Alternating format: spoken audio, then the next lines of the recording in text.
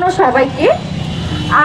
আপনারা আশা করি সবাই মোটামুটি জানেন, তবুও আমি আপনারা যারা জানেন না তাদের সুবিধার্থে আমাদের ওপার বাংলায় যে ভয়ানক ধর্ষণের ঘটনাটা ঘটে গেল সেটা নিয়ে আমি একটুখানি বলে দিই। তো গত 9 আগস্ট কলকাতার আরজিকর মেডিকেল কলেজের একজন ইন্টার্ন ডক্টর 36 ঘন্টা ডিউটি করার পরে একটুখানি রেস্ট নেওয়ার জন্য একটা রুমে গিয়েছিল একটু ঘুমানোর জন্য, কারণ ওখানে কোনো হসপিটালে ইন্টার্ন ডক্টরদের রেস্ট করার জন্য আলাদা কোনো ব্যবস্থা নাই। তো সে খুঁজে খুঁজে একটা রুমে গিয়ে একটু রেস্ট নেয়। এরপরে কি হলো, তার রেস্ট নেওয়া একদম বন্ধ হয়ে গেল। কিভাবে মানুষরা সেটা জানতে পারলো, অলমোস্ট 4টার দিকে দেখা যায় যে তার অর্ধনগ্ন বিকৃত একটা লাশ পড়ে আছে। এটাকে প্রথমে মেডিকেল অথরিটি কোনো রকমের কোনো কথা ছাড়া এটাকে সুইসাইড বলে চালিয়ে দেওয়ার চেষ্টা করে। এরপরে তার লাশ তার বাবা মাকে দেখতে দেওয়া হয় না। তারপরে অনেক চাপের মুখে প্রশাসন পোস্টমর্টম করে। পোস্টমর্টমের পরে দেখা যায় তার শরীরে 150 গ্রাম বীর্য পাওয়া গিয়েছিল, যেখানে একজন পুরুষ স্বাভাবিকভাবে 5 থেকে 6 গ্রাম বীর্য দিতে পারে, সেখানে 150 গ্রাম। আশা করি আপনারা হিসাবটা করে নিতে পারবেন। তারপরে দেখা যায় তার পা পুরো এরকম করে টেনে 90 ডিগ্রি অ্যাঙ্গেলে রাখা হয়েছিল। কিভাবে, তার পেলভিক গার্ডল তখন ভেঙে গিয়েছিল। না হলে আপনারা নিজেরাও ট্রাই করে দেখতে পারেন, আপনারা পা এতখানি ছড়াতে পারবেন না। তার ভ্যাজাইনা থেকে ব্লিডিং হচ্ছিল। তার চোখে, তার মা যেটা বলেছিল, তার চোখে চশমার গ্লাস ঢুকে গিয়েছিল। এরপরে পোস্টমর্টমের রিপোর্টে দেখা যায় তার গলা এত জোরে চেপে ধরা হয়েছিল যে তার চোখ থেকে রক্ত বের হয়ে গিয়েছিল। আপনারা একটুখানি ইমাজিন করেন, আমি 150 গ্রাম বীর্য পাওয়া গিয়েছে, কয়েকজন রেপ করেছে, কতখানি কষ্ট হয়েছে, এটা আমি বুঝাতে চাবো না। আপনারা শুধু ভাবেন, আপনার হাতটি ভেঙে ফেলা হয়েছে, আপনার গলা এত জোরে চেপে ধরা হয়েছে যে আপনার চোখ থেকে রক্ত বের হয়ে গিয়েছে। এটা তো আপনি ছেলে হন আর মেয়ে হন, এইটুকু তো আপনারা ইমাজিন করে নিতেই পারবেন।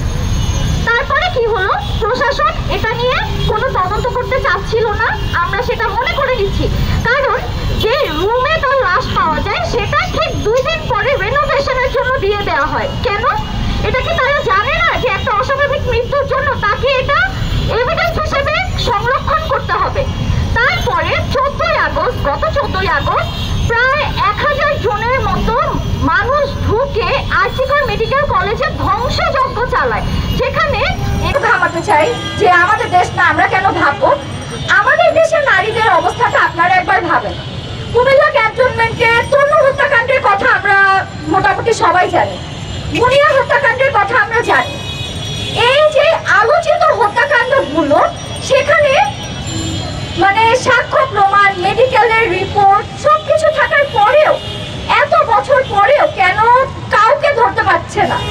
কেন আইন শৃঙ্খলা রক্ষাকারী বাহিনী এতটাই অসহায় যে এত তদন্ত করার পরও, এত জায়গায় ঘোরাফেরা করার পরেও তারা কোনো কালপ্রিটকে ধরতে পারছে না? আচ্ছা, আমরা বুঝলাম যে এখানে হয়তো বা কাউকে বাঁচানোর চেষ্টা করা হচ্ছে বা উপর থেকে এমন কোনো প্রেশার আসছে যে তারা কোনো কিছু করতে পারছে না। একজন সাধারণ নারীর কথা আপনি ধরেন, আমি শুধু ছোট একটা পরিসংখ্যান বলি। 2011 সাল থেকে 2018 সাল পর্যন্ত প্রায় 4500 ধর্ষণ মামলার মধ্যে কয়জন বিচার পেয়েছে? আপনাদের কারো আইডিয়া বা কেউ গেস করতে পারবেন? অবিশ্বাস্য একটা সংখ্যা। প্রায় 4500 ধর্ষণ মামলার মধ্যে শুধুমাত্র 5 জন সাজাপ্রাপ্ত হয়েছে। আপনারা কি এটা ইমাজিনও করতে পারেন? ধর্ষণ মামলায় যেখানে বায়োলজিক্যাল রিপোর্ট থাকে, এভিডেন্স থাকে, এরপরেও আমরা ধর্ষণের বিচার পেতে এত গড়িমসি করতে হয়। প্রায় 12-14 বছর লেগে যায় এই বাংলাদেশের এই নিয়ম নীতি ঠেলে ঠেলে বিচার আদায় করার জন্য। সেখানে যেখানে প্রত্যেকদিন নারীরা হ্যারাসমেন্টের শিকার হচ্ছে, সেটার জন্য আমরা কোনো ল বা কোনো শাস্তি কিভাবে আশা করব বলেন? মানে এভিডেন্স থাকার পরেও যেখানে আমরা বিচার পাচ্ছি না, সেখানে হ্যারাসমেন্টের তো কোনো বিচার থাকেই না। কেউ আপনাকে টাচ করলো, এটার কি প্রমাণ থাকে বলেন যে আমি আপনাকে দিব, আপনারা প্রমাণ সাপেক্ষে বিচার কার্য চালাবেন? গত যেই সরকার ছিল, আমরা তো তার আমলে দেখলাম যে আমরা ধর্ষণ বা নারী নিপীড়নের বিশেষ কোনো সুবিধা বা বিশেষ কার্যকরী কোনো ল আমরা দেখতে পাই না।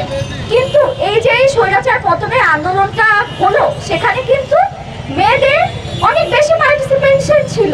তো এই সরকারের কাছে আমরা একটা দাবি রাখতেই পারি যে যে মেয়েরা এত বাধা বিপত্তি অতিক্রম করে একটা স্বৈরাচার সরকার হটিয়ে দেশে আবার গণতন্ত্র পুনঃপ্রতিষ্ঠা করতে যাচ্ছে, সেখানে কি তারা একটুখানি সেফটি আপনারা তাদের এনশিওর করতে পারবেন না? আমরা এই সরকারের কাছে চাবো যেন এই অর্ধেক জনসংখ্যার সেফটি যেন তারা এনশিওর করতে পারেন। আর আগে যে ল আছে সেগুলো ভালো স্ট্রিক্ট ছিল, কিন্তু সেগুলোর ফাঁক ফোকর দিয়ে অনেক ঢিলেমি করে 12-14 বছর জরিমানা না, এই যে ক্ষতিপূরণ সেটা আসলে কিভাবে দেয়া হবে এগুলো নিয়ে অনেক টাল বাহানা করতে করতে কেউ আসলে ন্যায় বিচারটা পায় নাই বা পাওয়ার আগ্রহ হারিয়ে ফেলেছে। তো আমরা এই যারা সাধারণ নারীরা আছি, যারা এরকম অবস্থার মধ্যে দিয়ে যায় বা যাওয়ার সম্ভাবনা প্রতিদিনই থাকে, তাদের নিরাপত্তা নিশ্চিত যেন এই সরকার করে, যেসব আইন নিয়ম নীতি আছে সেগুলো যেন শক্ত হাতে প্রয়োগ করে। আমি শুধুমাত্র এটাই চাবো, আর কোনো চাওয়া নাই। কারণ আপনাদের কোনো কোনো রকমের কোনো বিচার বিবেচনা বোধ থাকলে একটার পর একটা কেস তো হয়ে যাওয়ার কথা না, একটা হওয়ার পরেই তো সবাই সোচ্চার হয়ে যাওয়ার কথা। কিন্তু সবাই সোচ্চার হচ্ছে না, পরিবর্তন আসছে না, ছেলেদের মেন্টালিটি যেমন ছিল ওরকমই থেকে যাচ্ছে। তো আমরা সেসব নিয়ে কোনো কথা বলবো না, আমরা চাই ল এর এনফোর্সমেন্ট, আর কোনো কিছু আমরা চাচ্ছি না। সরকারের কাছে রেখে আমার বক্তব্য শেষ করছি।